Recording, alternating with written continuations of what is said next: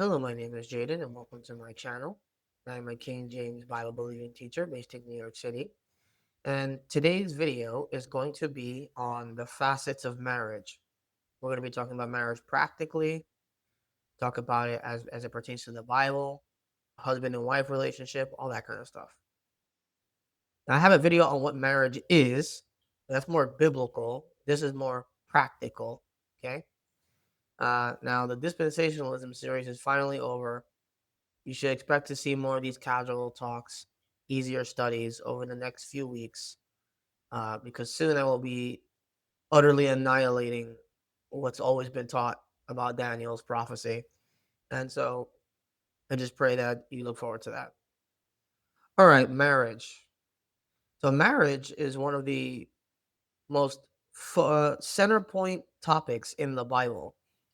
The church is called the Lamb's wife. The Israel is likened to the bride of God the Father. So marriage is something that's very present in the Bible. Adam and Eve were the first original real marriage in the genuine sense. But the thing is that after Adam sinned, God's intention for marriage was no longer being fulfilled because God's intention was not for women to have pain during childbirth, right? See, God, people forget that God, being a God of love, also means that he is able to create pleasure. Now, the problem now is that the modern generations of especially the younger people, they really don't understand what marriage is for. Now, if you want to just get down to the nitty gritty, just the basics of it, people get married because they love each other and they want to have that companionship, right? It's also for sex, obviously, which God created. See that? There's like this really weird group of hyper spiritual separatists. They're like, no, no, that's no, that you can't have sex. Once you have a kid, that's it. You can't have it. That's really weird, right? But God created it. God created it for His people, for humans, to have kids with pleasure, with no pain, right? You have to reiterate the no pain part because all of the suffering in the world was not God's intention. A lot of the practices we have as humans are corrupted versions of what God intended. So, what did God intend? Jesus said that, have ye not read that they which made them in the beginning made them male and female? That they should what? Leave his father and his mother, and they shall be joined. The two shall become one flesh, twain, one flesh, right? God's intention was that person will leave their family, they'd be joined to that one person, and then they'd be with that one person, right? But nowadays, marriage doesn't really mean anything anymore. A lot of people, they just get married. Like America, America has over a 50% divorce rate. People just get married for like 2 minutes and then they get divorced. They call it no fault divorce. See, back in the day, you had to provide a reason, a legitimate reason to get a divorce. Now it's just, well, we have some personality differences. So I just don't think I can stay with my husband anymore. Or the guy is like, well, I just can't stand this woman. She's always nagging me. So gotta get a divorce. Also. But that you'll find that type of excuses and you'll find that type of stuff nowhere in the Bible. Nowhere in the Bible. Now, if the modern women read about Sarah and they had to act like Sarah for 1 week, they could not do it. Sarah called Abraham Lord. No modern woman could do that. Now, there are actually a lot of Asian women in those poor countries that they have the women do call their husbands that. And I'm not saying a person has to do that, but if you ask any American woman, even a Christian, oh, so do you call your husband Lord? They'll be like, what? My husband? I'm not calling him nothing. And that kind of attitude, right? Now, what am I getting at? What I'm getting at is that God has set things in a certain order. God has set things with a specific intention. And so What I want to start getting into is, how should a marriage operate? What are the facets of marriage? What constitute a marriage? So let's start with point number one. The first point is that I've already made a video on it before, but marriage in the genuine sense is intercourse. When a person is joined to another person, they are technically married to each other. Now, in the Old Testament, what would happen is the guy would just leave the daughter with the husband, and then they would join together, and then they were married. Now, they could do that back then because society was different, right? That's why I tell people, just because biblical marriage is flesh on flesh does not mean in 2026 you can have no law marriage, which is to say that you can just get married to somebody physically and then not get your papers done. Now, the papers are not the marriage, but the papers are a legal betrothed document to verify the marriage, which there is a type of that in the law of Moses. And why is there a type of that in the law of Moses? Because everything about America is from the law of Moses. We copy all our stuff from the law of Moses. Alimony is in the law of Moses. Okay. All our civic laws, all of it's from the law of Moses. This country likes to rip off the Bible and pretend like they didn't get anything from the Bible. Right?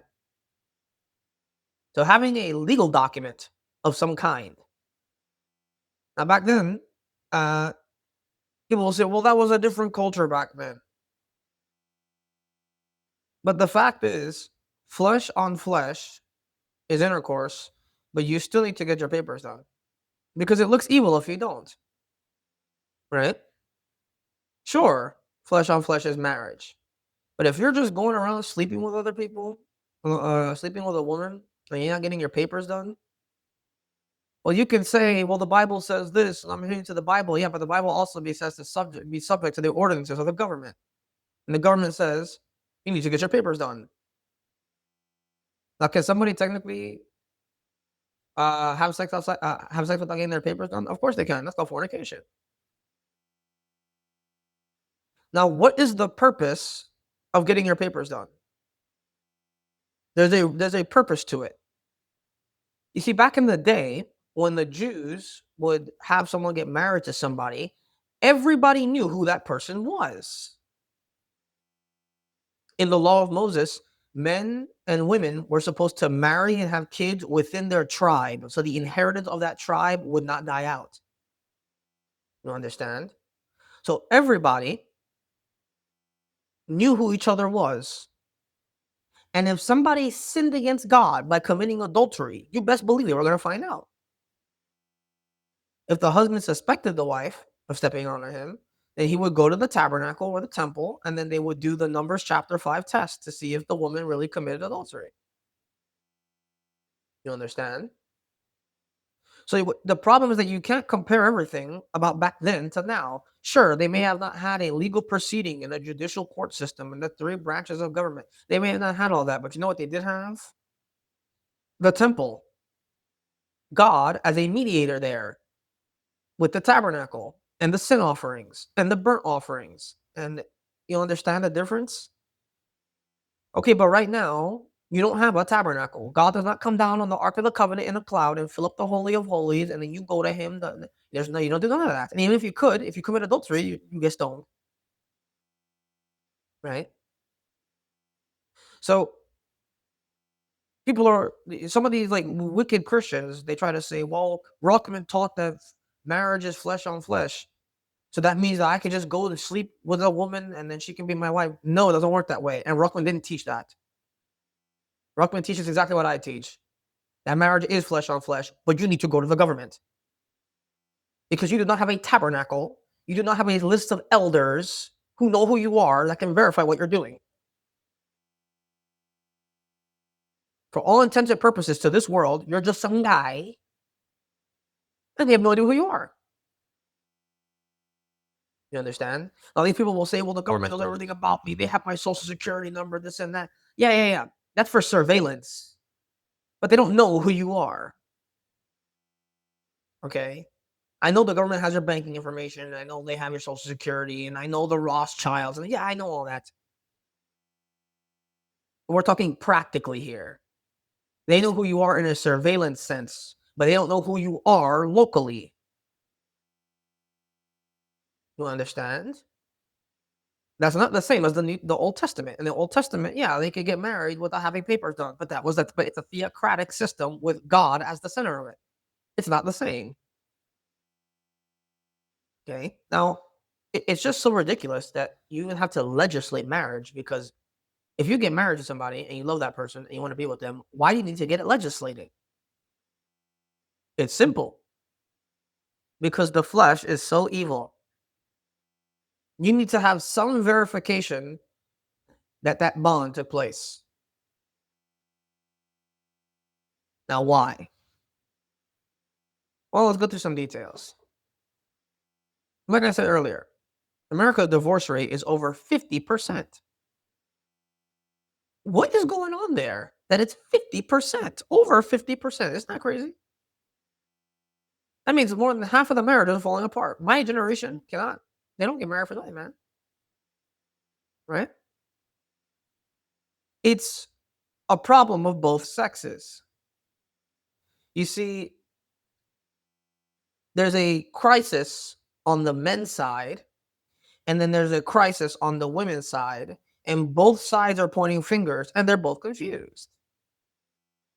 So let's start with the men's side. Men in my generation are overwhelmingly nihilistic, and they're overwhelmingly ignored. Men have some of the worst suicide rates in America. Lethal. Men are more likely to choose lethal forms of suicide as opposed to a woman. Why? Well, women have the ability to give birth. They understand the value of life more than a man does. You say, no, you're just saying that. What are you talking about? Is a woman going to work in an oil rig? Is a woman going to be a superintendent? Is a woman going to fix your HVAC system? No, she won't do that. You may see once in a blue moon a woman will do that, but most women will not do that. They're not built for it. See that? It's just the truth. There's nothing to do with sexism because people are soft, right? So men overwhelmingly work these terrible jobs. Men overwhelmingly are ignored. And we're talking Western societies here. I'm not talking about the East. And the problem is, in the late 1900s, when women entered the corporate workforce, it doubled all of the work. So now you are necessitating all of these extra people that are now working demographically in this economy, but there's not enough jobs. Now, it wasn't that way for most of history. Women did work in history. There's like this ignorance of people. They think that women's ability to work only started with the suffrage movement in the 1920s. No, that's not it. Women have always worked in history. They just weren't doing the kind of work that it is now. We as Americans are actually in a weird system. There were no corporate jobs and special jobs and hand-picked jobs. Most people worked on farms. Most people took care of camels. Most people were shepherds. If they weren't shepherds, they were tradesmen. They would take all the stuff from the farming areas and take them into the cities. And women were usually relegated to all that stuff. The knitting, the farming, the taking care of animals, taking care of the home. And then in the old days, the men will go to war. The men will go off for however long and then come back. Or they were just so diseased they couldn't work. Now you have to understand now that my generation, because the older generation doesn't get it, because the older generation the older generation lives in two worlds. The older generation remembers a world before technology, and they're living in the transition to new technology. My generation does not know that. They don't understand that. All my generation knows is instant gratification. So these men are left behind. Women dominate education. Women clown men in education. Most women are honestly, are a lot more intelligent when it comes to education. We know why that is. Because women are more malleable. They're easier to shape. A boy is inherently rebellious. So my whole generation is completely nihilistic. They're living through other people's lives online. My whole generation, they don't know how to have friends. They don't know how to communicate. They don't know how to socialize. They don't know how to do anything. Now, people will say, well, your generation is lazy. Gen Z is lazy. My generation is not lazy. There are a lot of lazy idiots in my generation. My generation is not lazy. There's no work. So you see all these. So if you have to take it from our generation's perspective, if in your life, all you have is the cell phone, all you have is instant access to what everybody else's success, it's an illusion, but you don't know that. No one ever told you that. You don't know the world without the phone, right? And then you're constantly being told, well, you're not doing good enough. You're not doing enough. You're too lazy. It took me a year with my resume. I had a pretty good resume. It took me a year to find a job. Now I've worked terrible jobs with the worst hours, the worst shifts. I'm talking 13 hours a day. I'm talking 16 hours a day. I've worked those jobs. So I'm not lazy. But if you were outside looking in, that year I was looking for work, it looks like I'm lazy. Oh, you're just being too picky. You want a special job. I want a special job. I was just looking for anything. Right? So the problem with the men is that the men have all these extremely negative characteristics. A lot of it, some of it is their own fault, but a lot of it is just stuff that they're born into. Right?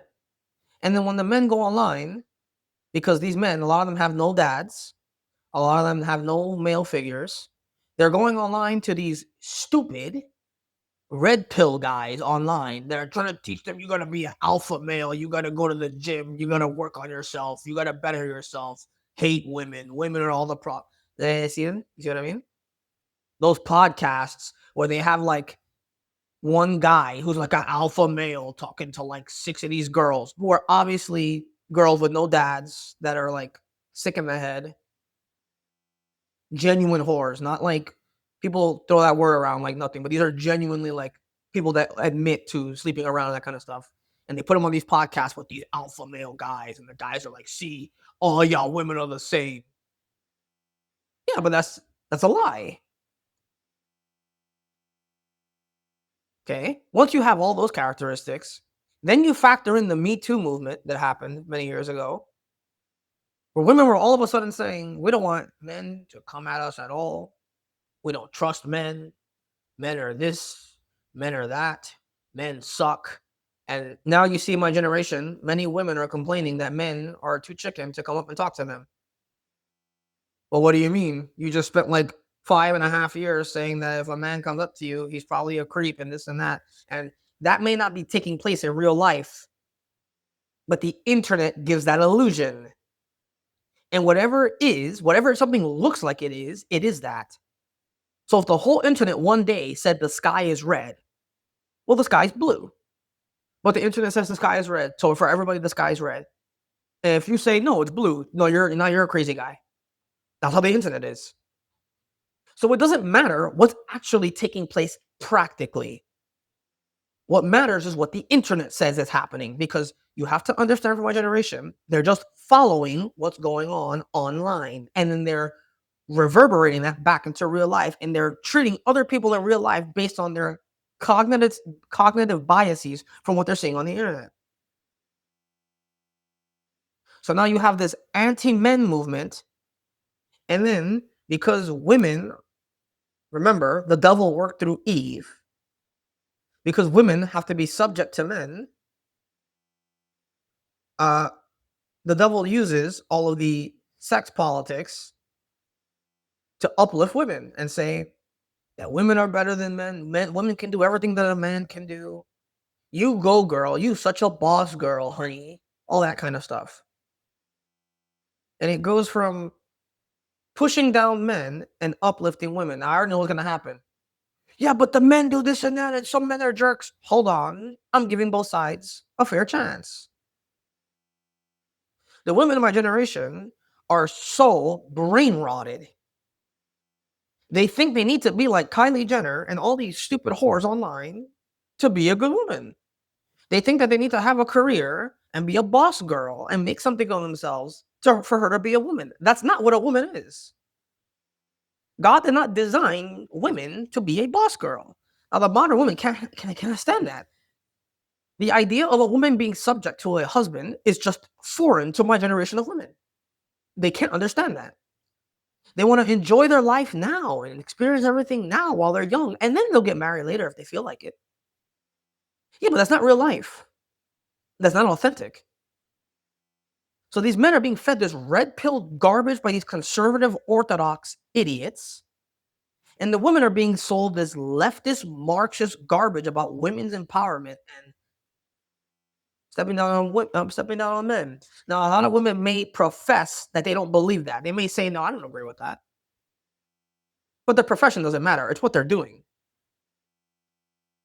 Now, the devil is doing this on purpose because he wants women and men to butt heads with each other.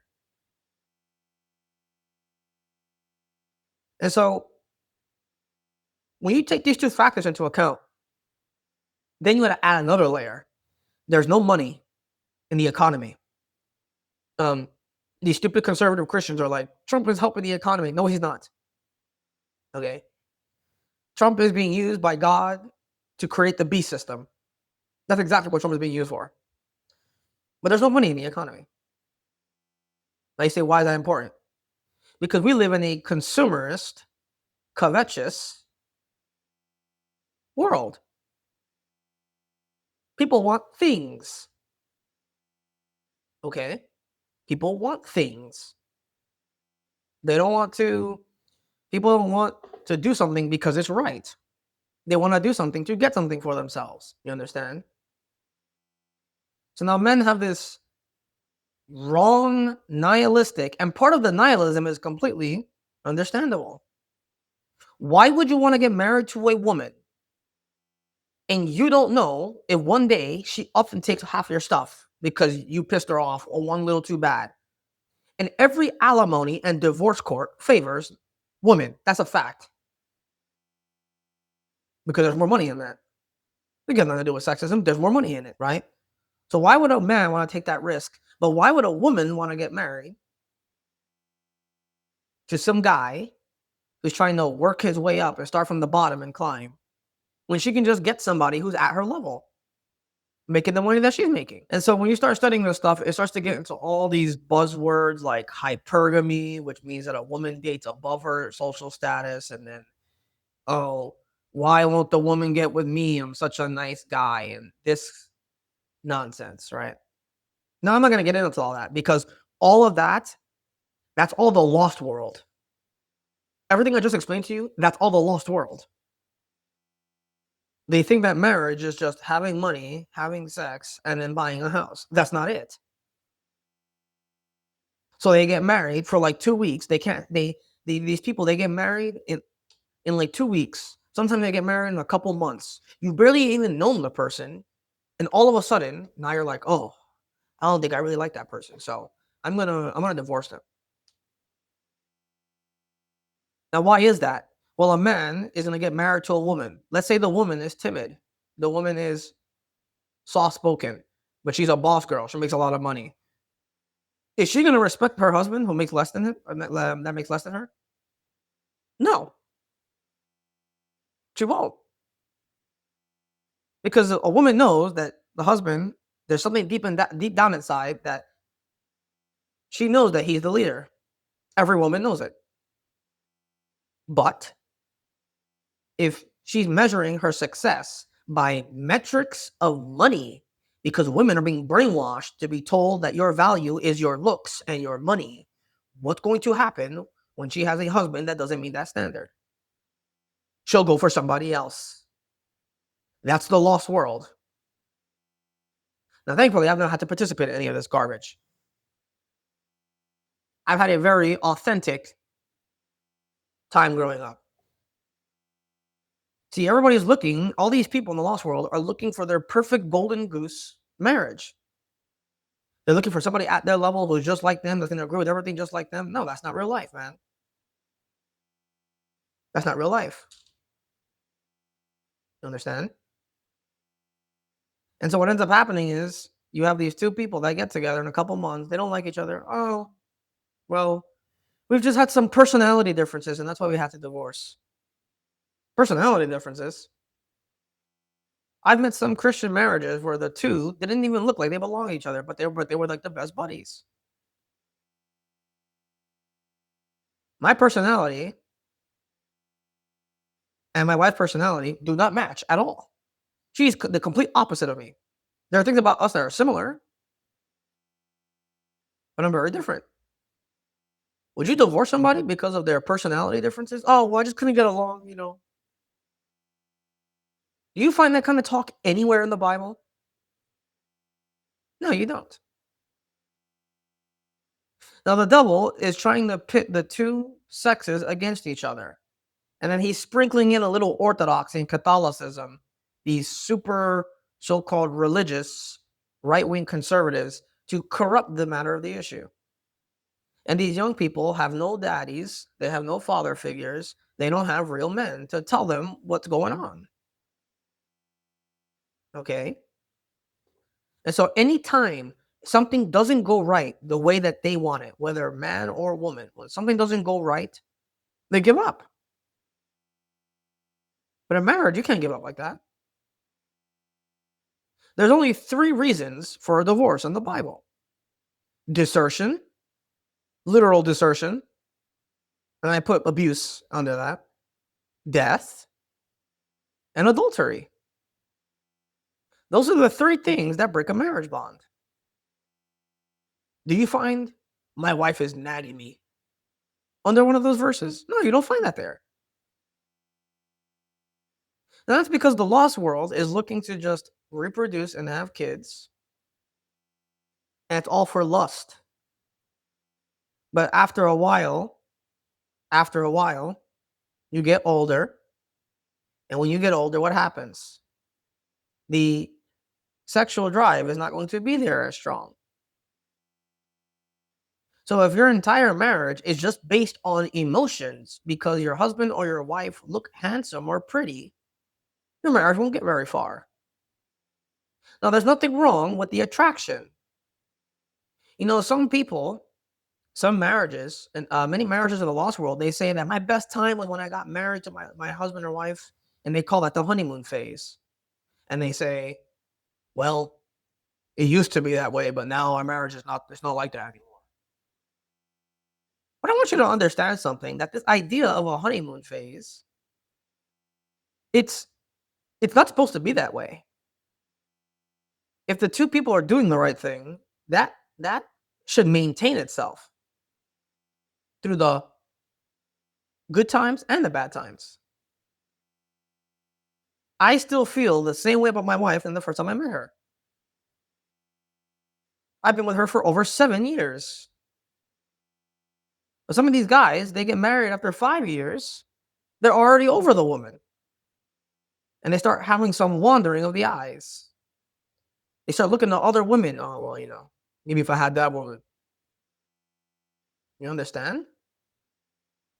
And so let's discuss the facets of marriage. We're going to talk about a genuine Christian marriage. We're not talking about the lost world anymore. The first half an hour, I was explaining to you about what's going on with the lost world.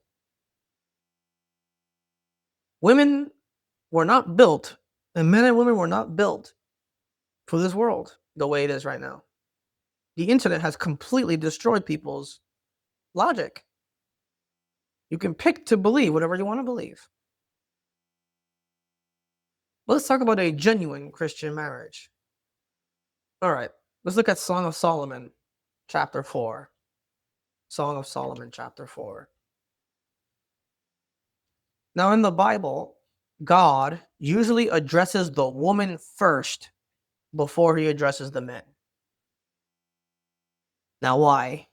For example, he addressed Eve before he addressed Adam, right? And why does God do that? Well, there's a couple things. Song of Solomon, chapter 4. I want you to take something into account. How the Bible likens a wife.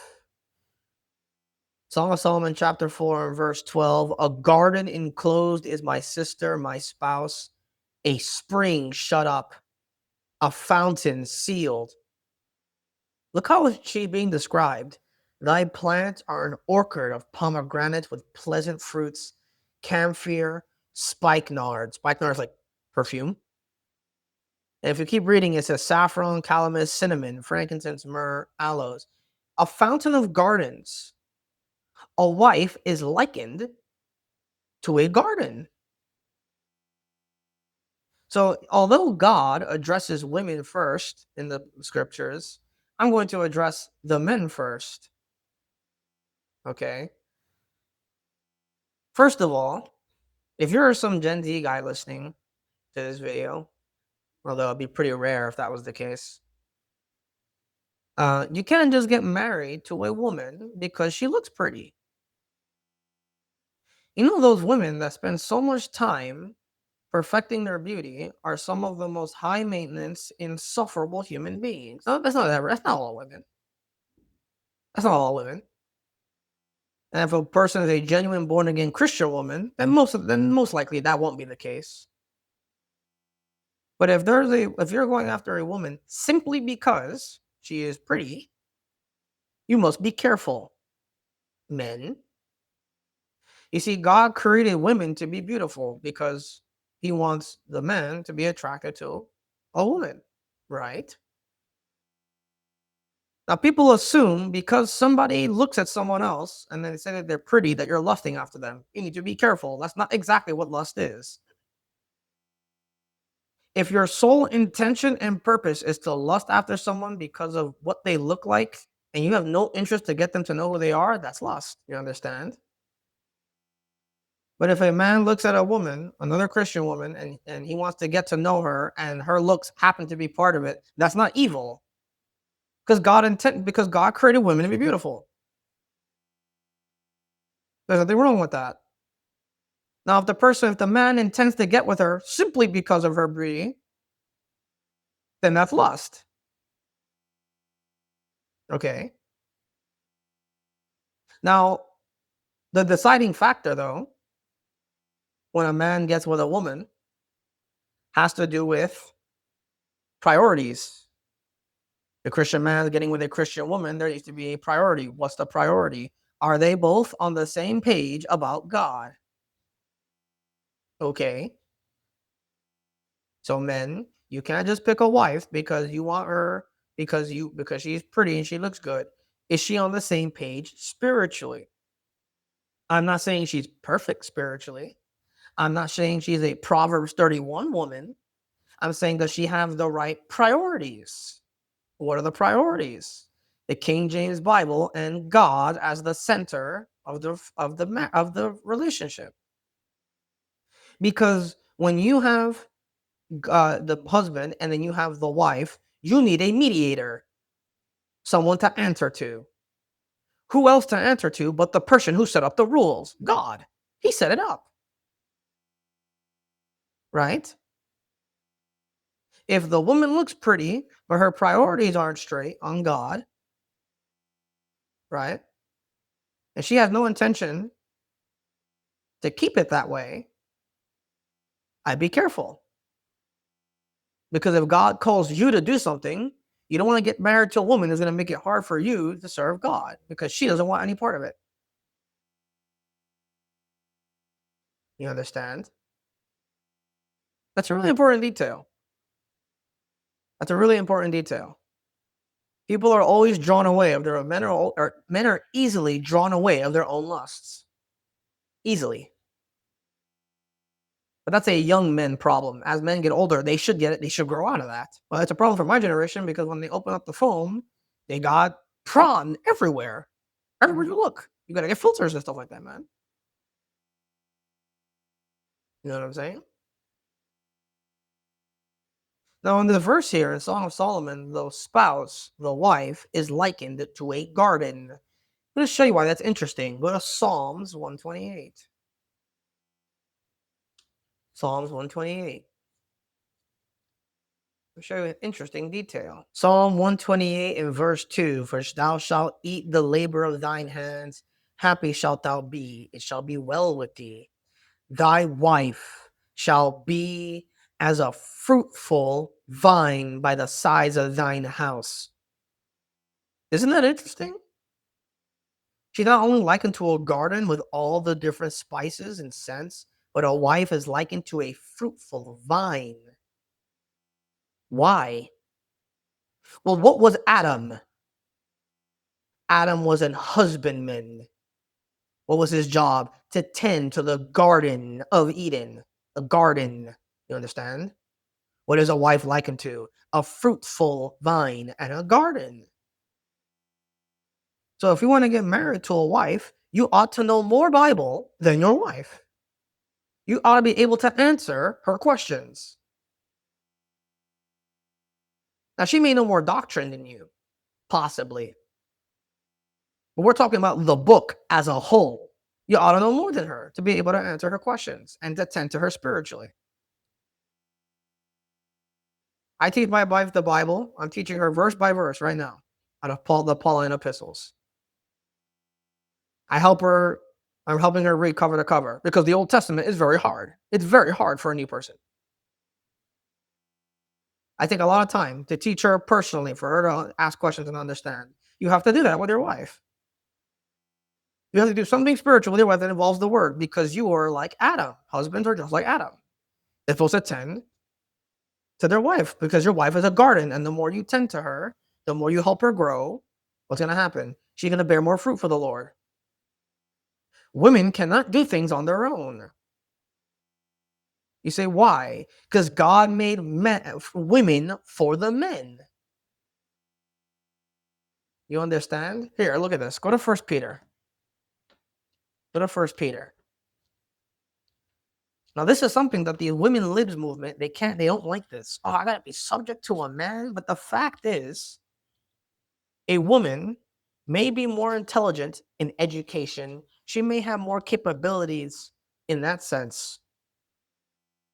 But what's the problem with a woman? Every woman knows deep down inside that she is weaker than the men. Not intellectually, okay? Not by knowledge, not by capability, but spiritually.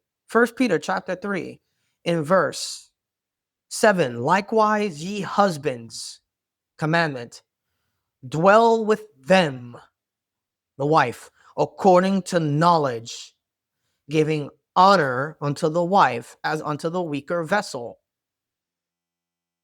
Okay. He's saying dwell with them according to knowledge. Oh, husband ought to know the idiosyncrasies of his wife. Men are always like, women are just too complicated. I don't understand why my wife does this and that. Women are not that complicated. Honestly, they're not. Maybe I can say that out of bias because most of my family are women and I've been dealing with them all my life, but they're honestly not that complicated. And the Bible already showed you from Genesis why they're not that complicated. What was Eve? Sin. Yeah, she ate off the tree, but what was she doing before she ate off the tree? Eve was looking at it. So you know the top number one problem for girls? They're always looking at something they shouldn't be. You say, no, men do that too. No, be honest. Girls like pretty things, things that are pleasant to the eyes. For men, the stuff that's pleasant to the eyes, that's always distracting them, is the sexual material they see on the internet. But women are always looking at stuff they want to buy. They're like, oh, I need this, I need that. And they don't need it. Why? Because that was Eve's problem. Now, why would Eve have that problem? Well, because Adam is made of the dirt. Eve is a secondary creation. You understand? So because Adam is made from the dirt, there's nothing that Adam could be physically tempted with. But rather Eve was not made from the dirt. Okay? Eve was made from Adam. And you say, well, what's that going to do with anything, brother? Yeah, it's so simple. If you dealt with a woman for more than 10 minutes, Generally speaking, women are more clean and more cognizant of dirt and all that stuff than men are. A man's definition of a clean, organized room is not a woman's definition of a clean, organized room. You understand? I know some women that they make a big deal out of if they say, no, no, no, no, don't wash your hands over the kitchen sink. You got to wash your hands over the bathroom sink. Why would a woman get so? I'm so serious. I've dealt with this kind of stuff before. Little idiosyncrasies like that. Why would a girl say that? Yeah, because she's not from the dirt. Do you see any woman who wants to work in a trade job? 99% of the time, no. Unless she's a pick me, she wants to be special. Oh, look at me, I'm a truck driver. I'm a woman truck driver. Okay, good for you. But we're talking general, normal girls. They're not gonna do that. Because women don't like to get dirty. Because she was not made from the dirt. You see it. That's all in Genesis, man. Now it says in verse 7, to dwell with them according to knowledge. A husband ought to know those things, giving honor unto the wife. Honor. Why is giving honor to the wife important? Because women, genuine women, don't get much recognition for what they're doing. She spends time working.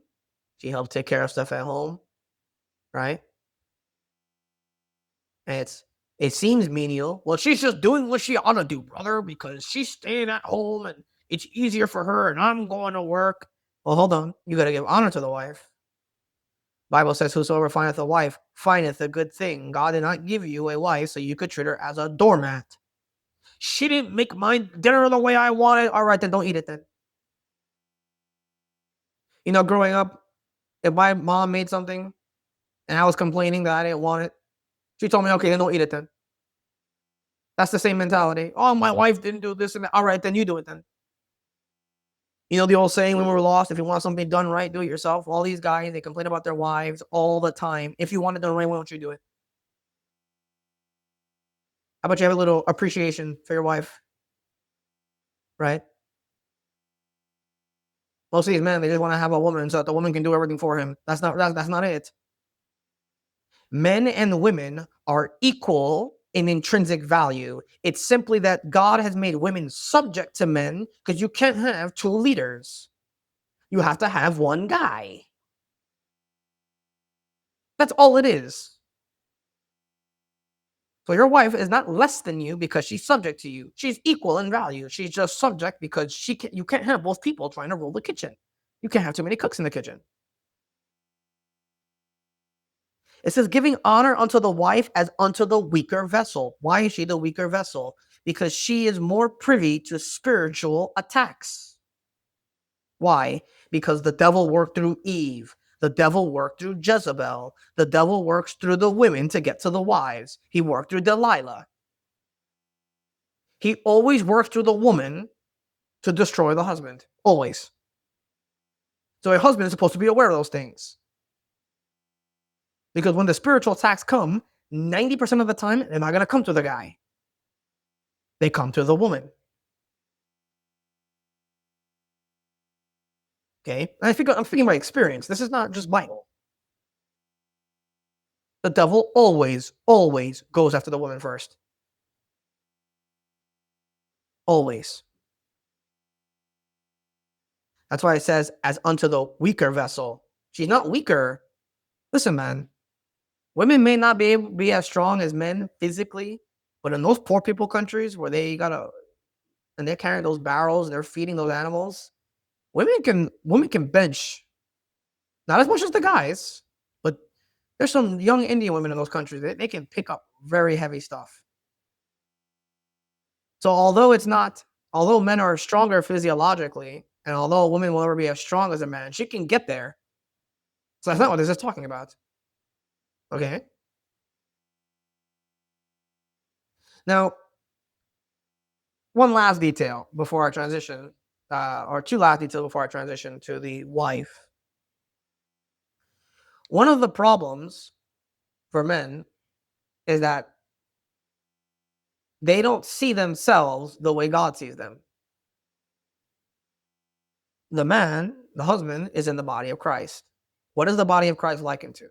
The body of Christ is likened to a bride, right? So in typology, you, the man, are the bride of Christ because the church is the Lamb's wife, correct? Okay. Now, you know what you do? You nag God, you complain all the time, you make a big deal of stuff that doesn't need to be made a big deal out of. And all of a sudden, you get married to a woman, and she may be weaker in the faith, or she may have some different set of problems, and or maybe there's a list of things that she wants you to do, and you feel like she's nagging you. You feel like it's not a big deal, and all of a sudden, all that stuff that you do, you as her head start seeing her do it, and you go, "Well, isn't that me?" So the same way that God is your husband in a sense, and you, the man, complain about all the stuff that doesn't matter, when you get married, then you're going to see that your wife will complain about all the stuff that doesn't matter. Right? Now, if both people are united under God, under the King James Bible as the final authority, then it won't be that big of a deal. But if the two people are immature, it's gonna be a problem. Because what God does in order to refine a marriage is he does what he does to the Jews. He takes them into the wilderness and he tries them and tests them to perfect the marriage. Because you can't just give up because of a couple financial problems and health problems and stuff like that. You can't do that. Right? Ephesians chapter 5. Ephesians chapter 5. Now, what I'm not telling you, men, is to be this like super macho gotcha guy. That macho trash is not manhood. Ephesians 5. You will find that type of garbage nowhere in the Bible. But there's a time and a place. Jesus wept. The modern world says if a man cries, he's not manly. What does that make Jesus? Jesus is, no pun intended, the Alpha and Omega. He wept. Yeah, but there's a time and a place. A man's not supposed to cry over every little thing. You understand? Because when the going gets tough, your wife is looking to you as the standard and level of encouragement because it's just gonna happen that way. Right? Ephesians chapter 5. Ephesians chapter 5 and verse 29 or verse 28. So ought men to love their wives as their own bodies.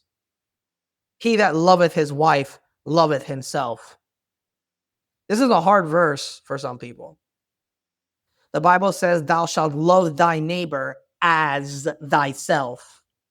How do you love your neighbor as yourself if you don't already love yourself? The fundamentalists can't understand the verse. But the fact is, you have an innate selfishness for yourself.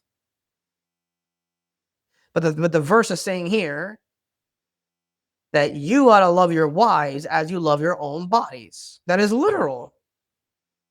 The same way you take care of yourself and you help yourself and you do things for yourself, you ought to do that for the wife. Problem. If you have to treat your wife that way, that requires sacrifice. And you know what the problem is for some husbands? They don't like having to make sacrifices. But there's a balance. You can't just be all the way one way and you don't let your wife do anything, but you can't also be the other way and permit her to do everything. You can't do that. You understand? But you have to love your wife as the way that you love yourself, the way you take care of yourself. Would you allow yourself to do certain things because you knew it wasn't good for your own good? No. So you have to bear the brunt and complaining When your wife doesn't see things the way that you see it, or why you know she shouldn't do something. Okay. Sometimes when we're outside, I tell my wife we'll walk a certain way, and I'll tell her, no, come to the other side where I'm walking. She doesn't waste 2 minutes explaining to me and arguing with me about why I want her to move. She just moves. Because she knows I see something that she doesn't see. Because I'm a very vigilant person. Being outside in very dangerous areas, especially in New York City, that's not the time to argue with me about why I'm telling her to do something. She just does it. I'm not controlling her. It's for her own good.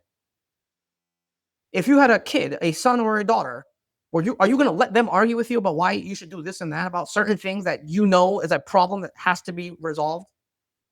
No, you wouldn't. But this type of topic, people can't understand that. They think you're being controlling. It's not like that.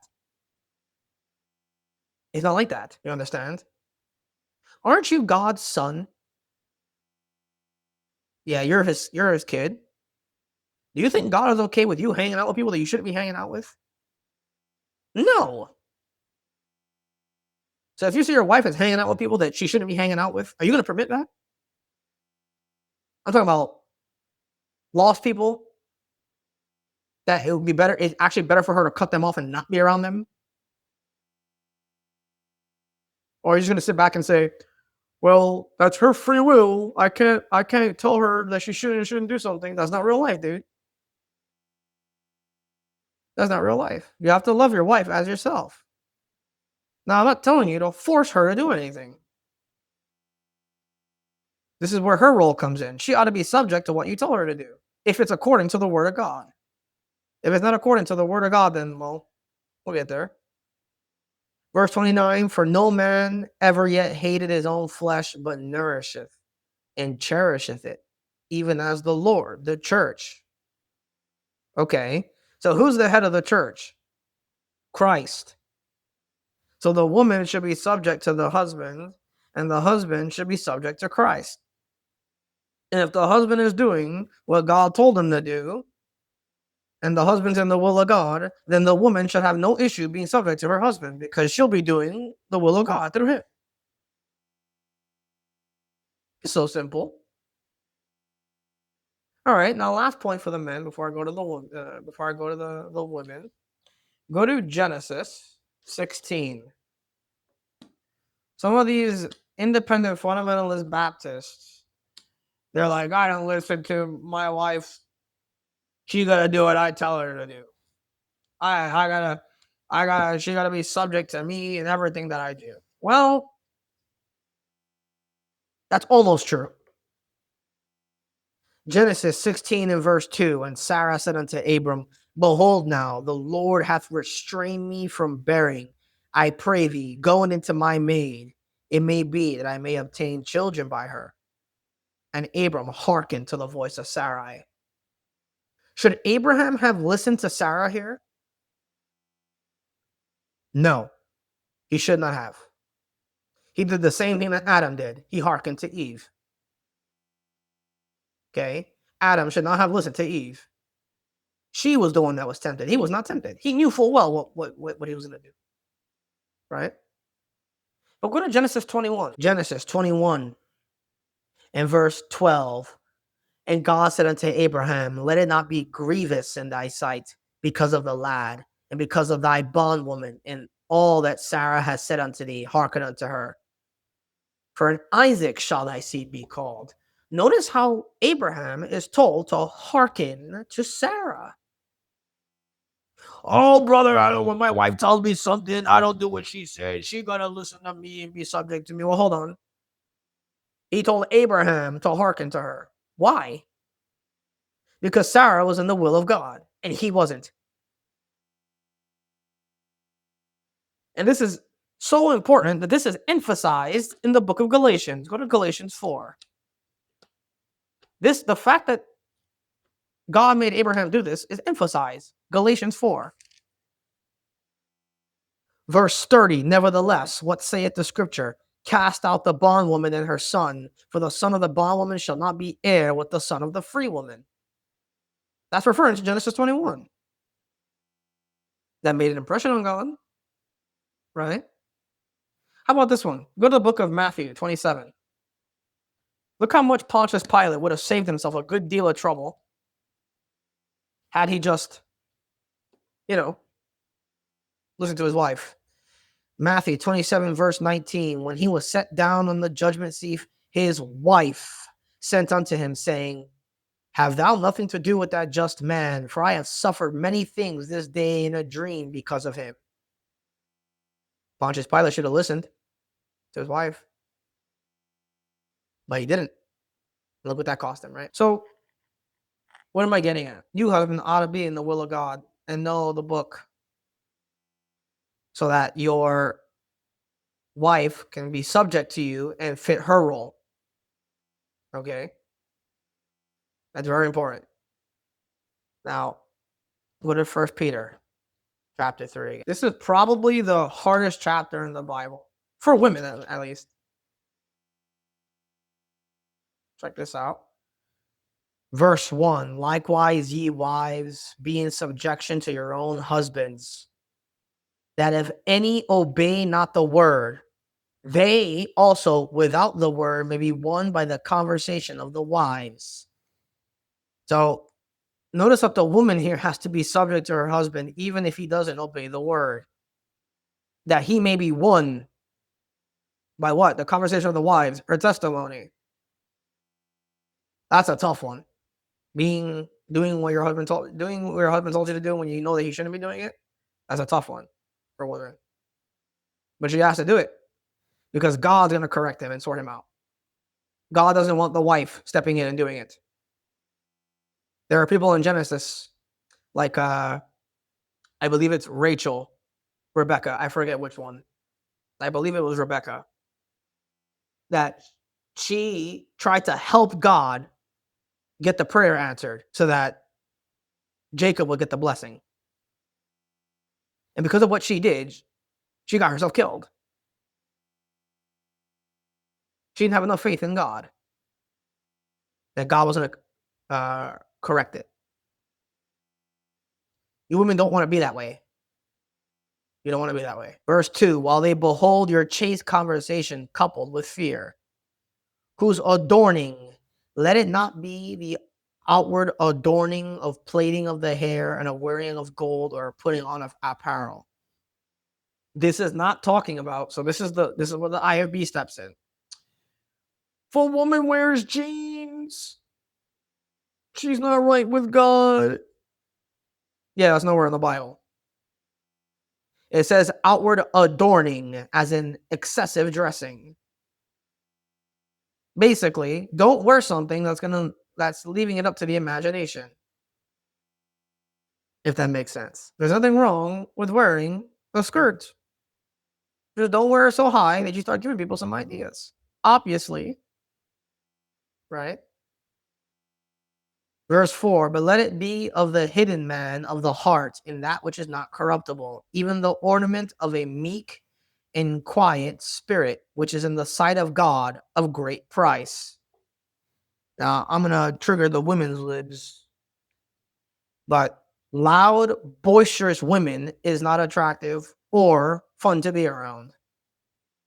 Now, it's not good for a man to be that way either, but there's something really bad about it when it's a wife doing it. Okay, this is not talking about someone who's extroverted. Some girls are very extroverted; they talk a lot. That's not what this is talking about.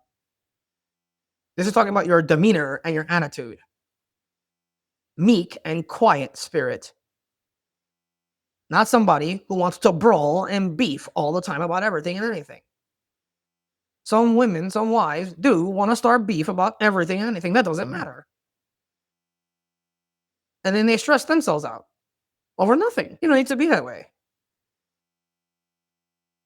Okay. It says, verse 5, for after this manner in the old time, the holy women who trusted in God adorned themselves, being subject unto their own husbands, even as Sarah obeyed Abraham, calling him Lord, whose daughters ye are. Now that's hard.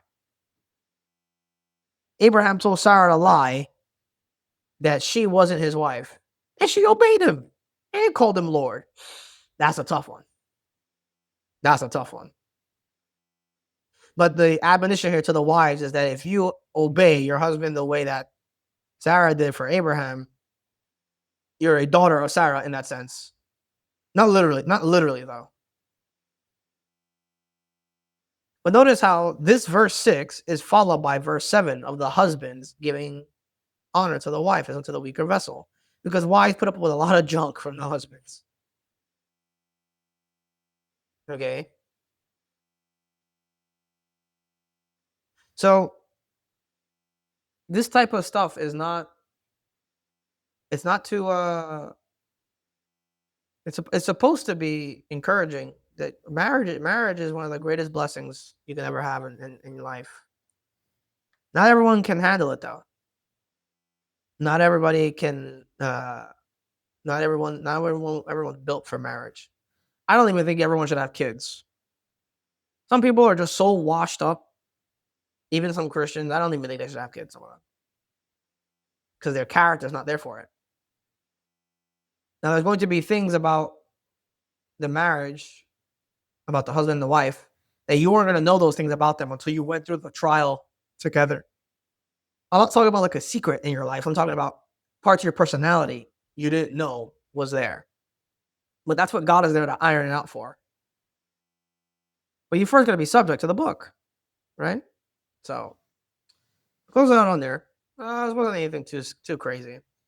But if you are married, you guys ought to be spending a lot of time in the scriptures together. The husband ought to be taking the time to read the Bible to his wife, or help the wife study and that kind of stuff.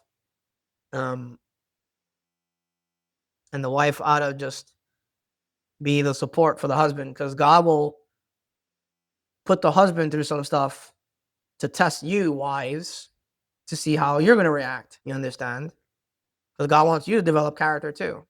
This is a joint thing. Marriage is not, well, I'm higher up compared to her and she's down there. No, it's not like that. It's a joint effort with God at the top. Right? So, close out on there. Grace be to you all.